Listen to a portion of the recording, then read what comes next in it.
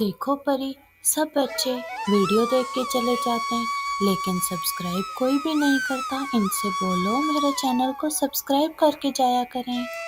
زرمینہ ایک بہت خوبصورت گاؤں میں رہتی تھی۔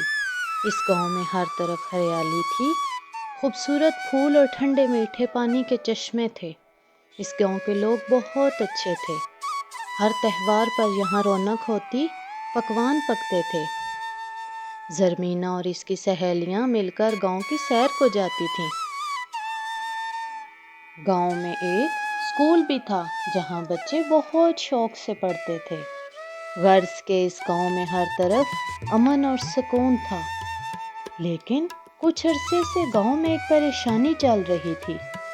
گاؤں میں کوئی بھی اجنبی شخص نہیں آیا تھا جو چوری کرے، لیکن گاؤں میں چوریاں ہو رہی تھیں۔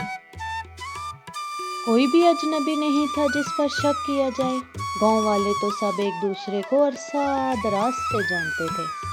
انہیں پتا تھا کہ گاؤں کا کوئی بھی بچہ یا بڑا چوری نہیں کر سکتا، تو پھر یہ کس کا کام تھا؟ سب اپنے اپنے طریقے سے کھوج لگانے کی کوشش کر رہے تھے، لیکن ناکام ہو رہے تھے۔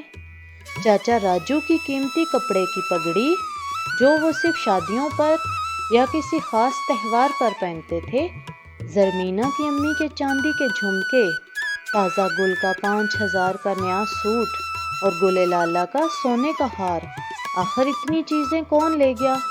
سب پریشان تھے۔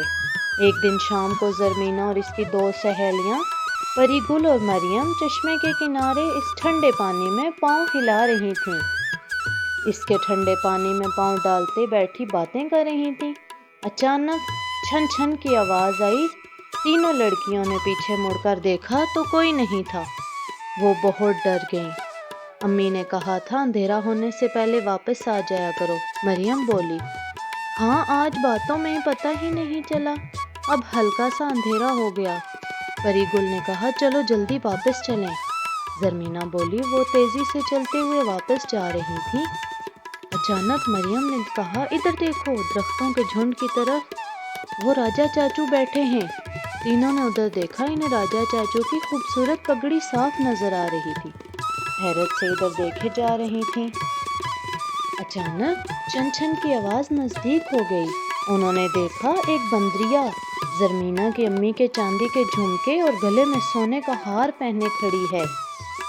اچانک چھلانگ لگا کر وہ بندر بھی سامنے آ گیا جو راجا چاچو کی پگڑی پہنے تھا۔ پھر کیا تھا، کئی اور بندر آ گئے جو ان بچیوں کو دیکھ کر اچھل کود کرنے لگے۔ ہر کسی کے پاس چوری کی کوئی نہ کوئی چیز تھی۔ گاؤں والے ادھر سب پریشان تھے، بچیوں کو ڈھونڈتے ہوئے جنگل میں آ نکلے۔ معلوم ہو گیا کہ یہ بندروں کی کارستانی ہے۔ گاؤں والوں نے بندروں سے مال یعنی چوری شدہ چیزیں جو بہت قیمتی تھیں وہ تو نکلوا لیں جو انہوں نے ادھر ادھر چھپائی ہوئی تھیں۔ سونے کا ہار بھی بندریا صاحبہ سے لے لیا گیا، لیکن پری گل کی امی کی کانچ کی چوڑیاں جن سے چھن چھن کی آواز آتی تھی وہ بندریا کے پاس ہی رہنے دی، کیونکہ پری گل کی امی نے کہا ایسے بندریا جب چھن چھن کرتے آئے گی تو معلوم ہو جائے گا کہ ہم اپنی چیزیں سنبھال لیں۔